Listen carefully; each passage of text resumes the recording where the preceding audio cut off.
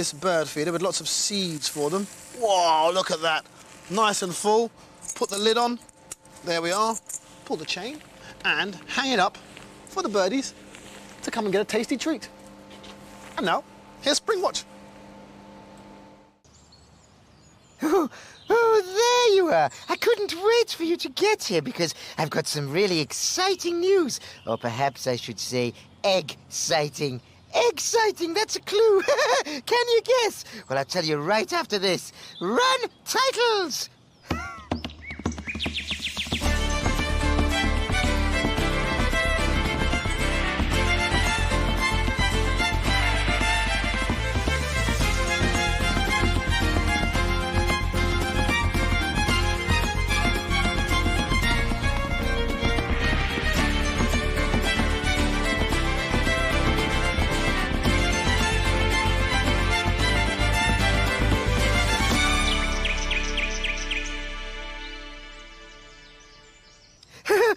Welcome to today's CBeebies Springwatch. Have you guessed what the exciting news, egg-citing news is? Yes. The eggs have started to hatch. I can't believe it, but we've got 2 ducklings, 2 babies, yes. But before we go and see them, I must tell you what is coming up in today's program. The nature detectives will be on the trail of something mysterious that has been sighted in the loch. Jacob, Adam and David will be showing us what's in their patch. Or should that be what's in their pond? And we'll be hearing from Simon about whether the oyster catcher eggs have hatched. And of course, there'll be a surprise guest hiding in the hide, which is very exciting. But even more exciting than that is what's happening in the hatchery. Let's go over for a full report. Come in, nature detectives. Hello, Jackson. Now, we're here in the hatching house today and we've got some very exciting news. But first, let me introduce the detectives. We've got Detective Ellen. And Detective Jack. And we've got some great news here. What happened was, after yesterday's show, Jackson and I came back to the hatching house to have a little look at the eggs. And you know what? Yes, one of the ducklings was hatching. Isn't that amazing? And shortly afterwards, another one did as well. And this is what they look like now.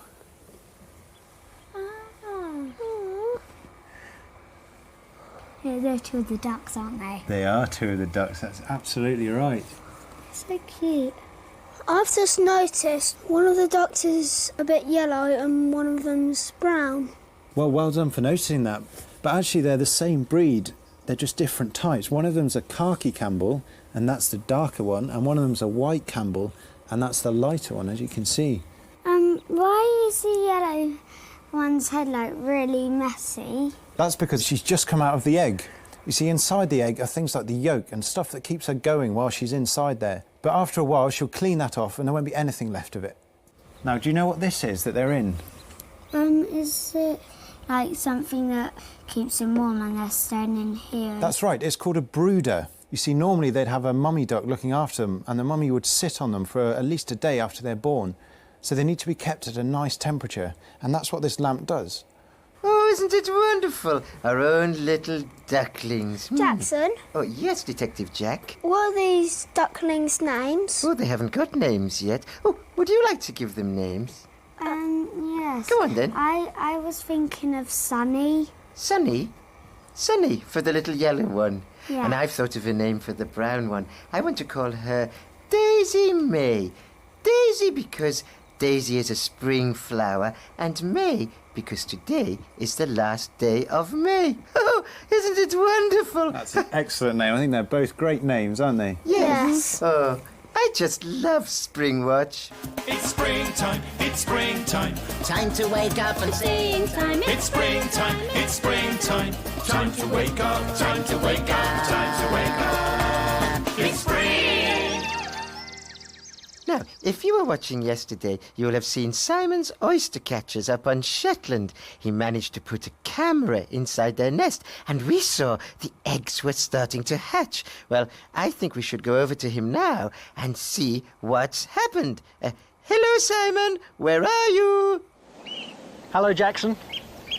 I'm back on the hill overlooking the bay where our otter families live, and we've got cameras stationed down on the shoreline. That's Eb, the adult, bringing in a very big meal, but she's a great mum. She offers these large kills immediately to her offspring. Little cub there, about 11 months old, really does depend on these handouts. Can't quite see what that is. I think sea scorpion. Yes, sea scorpion. Now, they're pretty common fish around these waters, but pretty hard work because they have very sharp spines all the way down their fins and along the edge of their body. Razor sharp teeth. But it's got to be careful it doesn't get cut itself. Those spines could make a nasty cut on the inside of the otter's mouth, but clearly the cub has experienced these fish before now and it knows exactly what to do. We've been very closely keeping an eye on an oyster catcher nest, and let's catch up with what Lockie has been up to. Great developments yesterday. We know that the eggs were just starting to hatch during yesterday's programme. There you can see what we were experiencing in the closing hours of the show. And just after we went off air, we've got baby oyster catchers. One, to be precise, by yesterday evening. And what a beautiful little thing. You can see that the siblings are on their way out. The other two eggs are emerging, or rather the chicks are emerging from the eggs. And these oyster catcher chicks have to be up and running very, very quickly in order to avoid being picked off by predators. Now, that's one of the reasons that Lockie was removing the eggshells from the nest. The inside of the egg is pale, and it shows up. It's a startling signal to predators that there might be a nest nearby, so it's important she takes the eggs away from her chicks, doesn't draw attention to the family. Back in the nest, another one out. And if you look at the tip of the beak, you can see that tiny little horny projection. That's called the egg tooth, and they use that to chisel their way out of the egg. And we know it's taken them a couple of days. Absolutely exhausting exercise for these birds. This little fellow may look weak, but he's okay. He's just wet from having just emerged from the egg. It's a dangerous time for them, and the parents have been attentive, keeping the lambs away. And very fresh news. All three of them eventually made it out of the egg. Gosh, oh, what a buzz, so much going on up here. And now back down to Jackson. Thank you, Simon. Weren't those little oyster catcher babies sweet? Nearly as sweet as our little ducklings. Right, now back to today. Oh, yes, now we have heard from Adam and Jacob and David, CBeebies viewers. They wrote to us through our website, and we sent our cameras to see what they've got in their patch.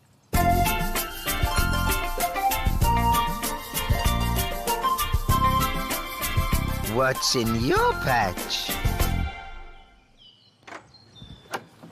Hi, I'm Jacob. Hi, I'm David. Hi, I'm Adam. Come and see our patch.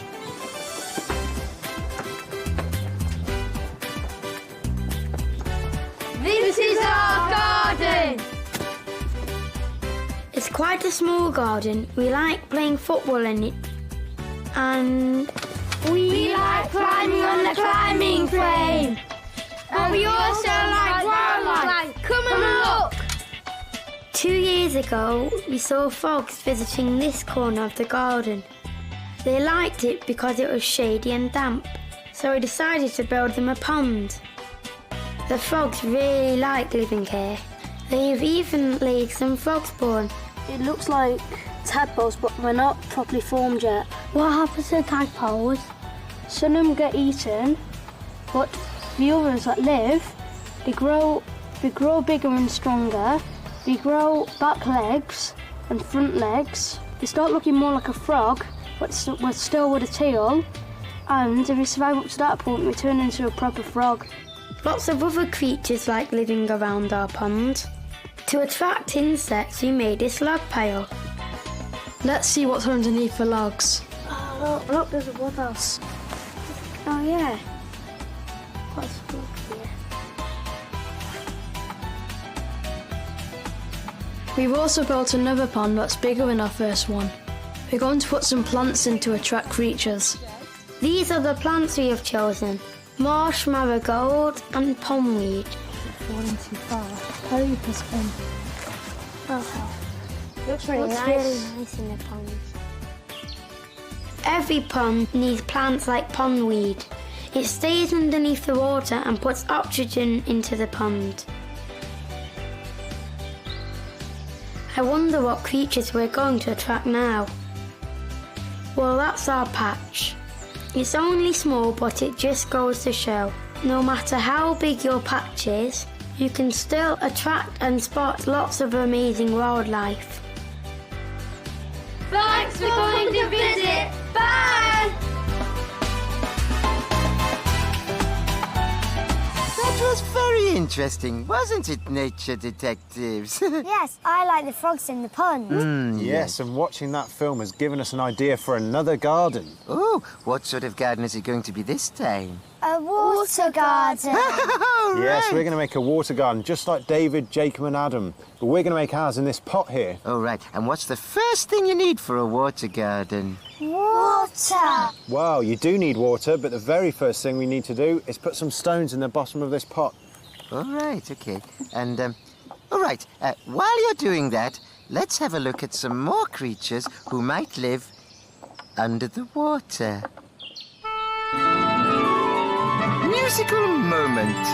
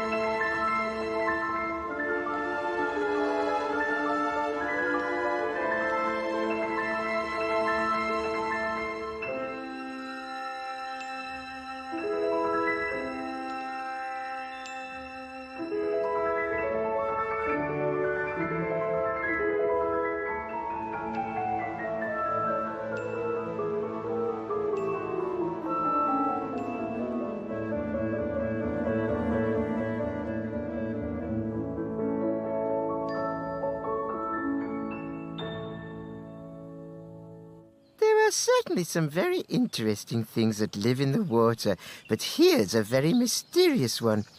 I received this picture from my nature detectives at Agas Loch, that's in Scotland. A strange creature has been spotted in the loch.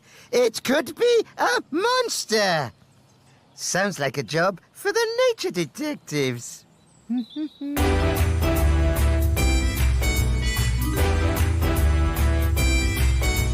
Nature detectives.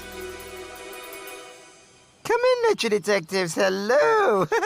Now, today's nature detectives are Harry and Charlie and Lewis and Nathan. Okay, nature detectives, can you find out if there's a monster living in the loch? Yes! Excellent.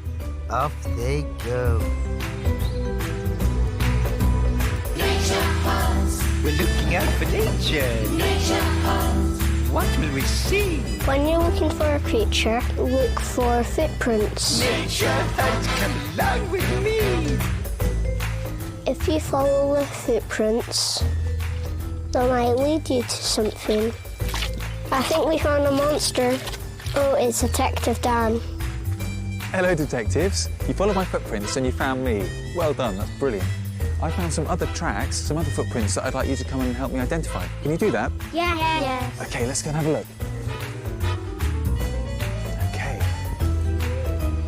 Do you think it? Yeah. Ooh. I can see something. You see like little claws there.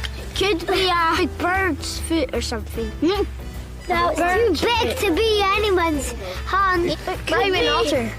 It could be like an eagle's foot or something. There's some lines there, and then they've got some big things in between, like duck thing. I think you're talking about webbing between the feet. Yeah. We worked out this creature has webbed feet. It must live in the water.